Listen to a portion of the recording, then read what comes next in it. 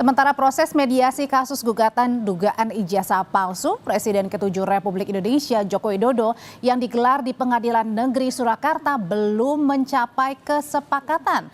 Pihak Jokowi menolak tuntutan penggugat yang meminta Jokowi mempublikasikan ijazahnya. Hari pertama mediasi berlangsung membahas resume dari penggugat.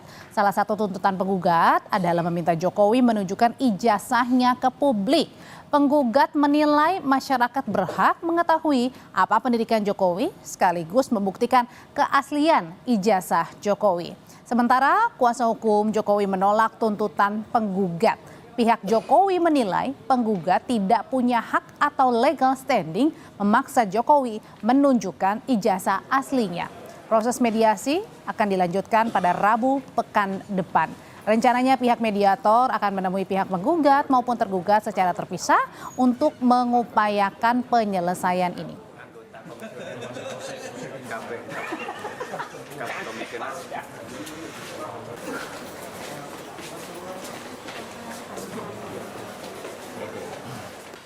Apa yang menjadi dahaga masyarakat, apa yang menjadi keinginan masyarakat, apa yang menjadi keheranan masyarakat belum terjawab. Ya, karena itu harus dibuktikan oleh yang bersangkutan. Siapapun kalau dia pernah berkuliah di UGM, entah dia selesai atau tidak, apalagi kalau dia memiliki ijazah, saya mengatakan dia akan bangga.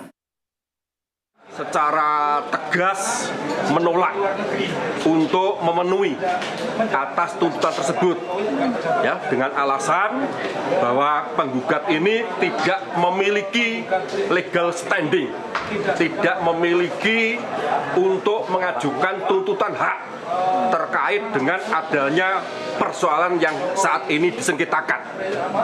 Yang pertama.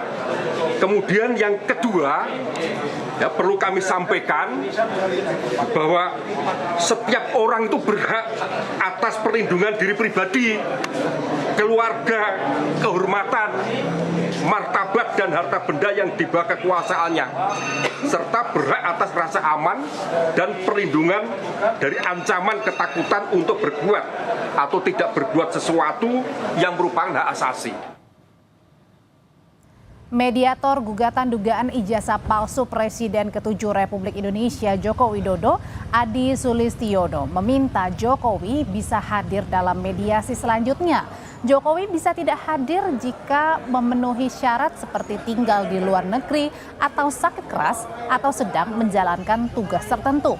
Tapi apabila tetap tidak bisa datang secara langsung, Jokowi bisa hadir secara daring.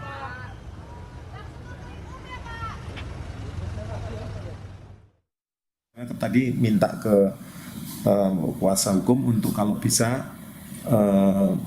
beliau bisa hadir, kemudian kalau tidak bisa coba pakai Zoom kan diperbolehkan.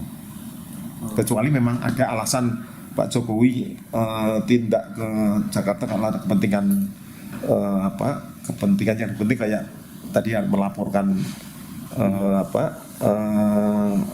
pencemaran baik ke Polda, kan ada kepentingan-kepentingan yang mungkin tidak bisa tinggal, itu diperbolehkan. Lalu bagaimana kelanjutan dari proses mediasi gugatan dugaan ijazah palsu Joko Widodo? Kita ulas bersama mediator gugatan dugaan ijazah palsu Jokowi yang juga merupakan guru besar Fakultas Hukum Universitas 11 Maret Solo, Adi Sulistiono. Selamat malam, Pak Adi. Selamat malam, Mbak. Selamat malam pemirsa. Pak Adi, ini kan mediasi hari pertama sudah berlangsung, belum ada kesepakatan antara kedua belah pihak. Tapi sebenarnya apa saja sih yang disampaikan dalam proses mediasi hari pertama ini, Pak Adi? Jadi sebenarnya hari pertama itu kita menyepakati jadwal untuk acara mediasi. Jadi pertama kita sepakati, kemudian kita tanda tangani bersama. Kemudian yang kedua, penetapan biaya mediasi yang nanti harusnya dipikul oleh penggugat dan tergugat. Tetapi karena saya tidak menetapkan biaya alias gratis, oleh karena itu juga sudah dilalui. Kemudian tahap berikutnya untuk pertemuan pertama dari 4 pertemuan yang kita rencanakan, kita sepakati itu mendengarkan notulen mendebarkan permohonan dari penggugat terkait dengan perkaranya dan terkait dengan usulan perdamaiannya Nah, dari Pak Adi, penggugat. kalau hari ini Iya. kan Pak Jokowi sebagai pihak tergugat ini tidak hadir. Jadi prosesnya diulang kembali di minggu depan atau tetap lanjut? Tetap lanjut. Tadi kita sudah sepakati memang khusus untuk mediasi ini yang diinisiasi oleh Mahkamah Agung beda dengan gugat menggugat. Kalau gugat menggugat begitu diberi surat kuasa khusus sudah bisa, tetapi mediasi sejak awal Mahkamah Agung menginginkan agar para pihak sendiri yang hadir, kecuali ada syarat-syarat khusus, misalnya yang bersangkutan sakit, di bawah pengampuan, kemudian berada di luar negeri, dan yang ketiga sedang menjalankan tugas negara, keempat menjalankan tugas negara, dan seterusnya. Pak Adi, kalau hari ini kan Pak Jokowi sendiri kita sudah tahu bersama ya datang ke Jakarta ke Polda karena untuk melaporkan kasus tudingan ijazah palsu. Nah, tanggapan dari Pak Adi sebagai pihak mediator seperti apa?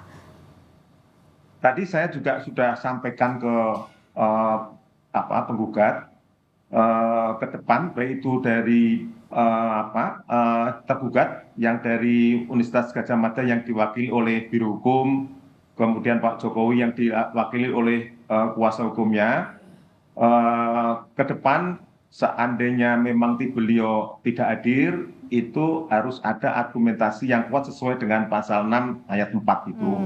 Nah, kemudian ke depan kami mengharapkan ketika kaukus beliau bisa hadir, bisa kaukus dengan saya, ataupun kalau memang beliau tidak bisa hadir juga bisa menggunakan Zoom meeting yang tadi sudah sampaikan. Ya pasti tadi utamanya meminta untuk hadir ya, tergugat maupun penggugatnya ya, Pak Adi. Tapi ya, karena memang proses perdamaian itu memang sebaiknya memang tidak melibatkan kuasa hukum. Awalnya sebenarnya gitu, Perma 1 2006 itu yang sebenarnya diawali dari Perma 2003 dulu. Jadi sejak awal memang sebaiknya kalau proses perdamaian itu antar para penggugat dan tergugat sendiri, tidak diwakili oleh kuasa hukum. Tetapi seandainya memang tadi terpenuhi pasal 6 ayat 4, ada sakit, kemudian ada tugas negara, ada tugas yang lain yang bisa dibuktikan dengan surat keterangan, itu bisa bukan kuasa hukum. Pak Adi, berbicara soal tadi ini dengan perdamaian seperti itu ya, dari kasus yang ada seharusnya pihak penggugat maupun tergugat ini hadir. Nah, apakah mediasi seperti ini dalam kasus-kasus lainnya memang ada nih? Kasus mediasi penal misalnya di pidana juga ada keadilan restoratif antara pelaku, korban, dan itu kan juga hampir sama kalau di pidana gitu kan. Jadi kalau di perdata yang lain kami juga biasanya tanpa kuasa hukum biasanya. Misalnya ketika saya menjadi mediator di LAPSSJK, menyelesaikan sengketa antara asuransi dengan nasabah, itu mereka masing-masing tidak didampingi oleh kuasa hukumnya. Dan alhamdulillah biasanya berjalan lancar. Pak Adi, kalau dalam kasus ini kan pihak penggugat meminta untuk pihak tergugat Pak Jokowi ini untuk menunjukkan ijazah ya Pak ya. Tapi kemudian dari pihak kuasa hukum Pak Jokowi menyatakan bahwa tidak ada legal standing untuk menunjukkan ijazah asli. Nah, ini gimana kalau gitu untuk mencapai kesepakatannya? Dan apakah dengan kesepakatan itu keduanya harus bertemu bersama? Justru keunikan dari perdamaian itu kan tantangannya kan awalnya pasti berbeda pendapat pasti kan. Kalau nggak ada beda pendapat kan nggak ada gugat-menggugat kan. Nah, nanti seninya di kaukus, Mbak. Di kaukus itu saya ketemu dengan pihak penggugat, kemudian saya juga ketemu dengan tergugat tanpa sendiri-sendiri, tanpa ada tergugat dan di waktu terpisah itu ya? Tanpa ada tergugat, ya. Disitulah kami akan berdiskusi banyak hal. Di situ akan berdiskusi banyak yang terkait dengan gugatan atau usulan perdamaian yang dilakukan oleh penggugat, kemudian usulan perdamaian yang dilakukan oleh tergugat. Diskusinya tentang apa sih biasanya? Nanti akan mencari titik temunya dari dua usulan. Nah, kalau seperti ini titik temunya gimana nih? Apakah meminta untuk menunjukkan, tapi kalau satu sisi pihak tergugatnya tidak mau, bagaimana? Nah itu kan kita belum tahu di Kaukus, justru sebenarnya ramenya nanti di Kaukus. Ketika sudah tadi sebenarnya tadi Mas penggugat juga sudah menyampaikan tentang gugatannya, kemudian tergugat juga sudah menyampaikan usulan perdamaiannya yang tadi sudah disampaikan, tetapi tugas kami mediator justru mencari titik temu di Kaukus nanti. Di Kaukus nanti kami akan menjelaskan banyak hal pada penggugat dan banyak hal pada tergugat, ya kan, baik itu aspek yuridis, sosial, sosiologisnya. Nah, kemudian baru nanti berikutnya masing-masing setelah kita ada brainstorming dengan mereka, kemudian mereka mengajukan kesepakatan baru yang intinya mendekati satu sama lain. Kalau tidak Sehingga mencapai nanti kesepakatan, Pak Adi? Gimana, Mbak? Kalau misalnya tidak mencapai kesepakatan? Makanya yang namanya mediasi sejak awal itu di Perma itu disebutkan bahwa kunci dari mediasi itu itikat baik. Kalau sejak awal para pihak ingin take all menang-menangan gitu kan, tidak punya itikat baik untuk kesepakatan win-win solution, ya akhirnya gagal. Jadi kesepakatan itu bisa butuh kesepakatan yang diusulkan penggugat atau sebagian yang diusulkan penggugat rekonstruksi kembali berdasarkan usulan perdamaian dari tergugat, kemudian mediator membuat kesepakatan, memodifikasi kesepakatan itu untuk disepakati bersama. Tetapi kalau kami membuat kesepakatan, membuat satu usulan proposal kesepakatan perdamaian tidak disetujui oleh salah satu pihak aja, berarti perdamaian itu gagal dan masuk ke pokok perkara gugat-menggugat di pengadilan lagi, kembali ke majelis hakim. Oke, Pak Adi, biasanya untuk tadi fasilitas untuk pertemuan, kemudian maunya apa dari masing-masing, ini biasanya dilakukan di mana? Apakah terbuka, bisa diliput atau diketahui publik? Jadi kami bersyukur di Pengadilan Negeri Surakarta, saya terima kasih kepada Ibu Ketua, itu memfasilitasi pertemuan untuk mediasi dan pertemuan untuk kaukus di pengadilan. Jadi mereka sangat welcome sekali. Kami sangat terbantu dengan respon yang baik dari Ibu Ketua pengadilan.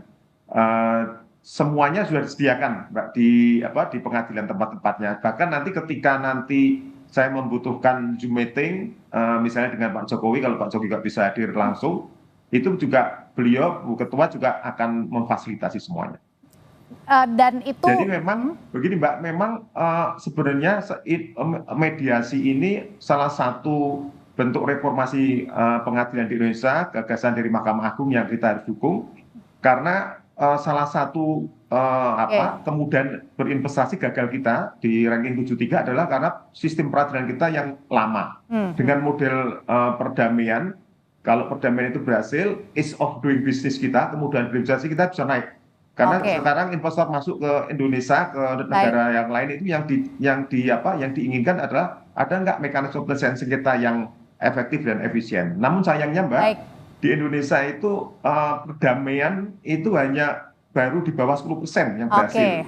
Beda dengan Jepang yang justru 99% perdamaian.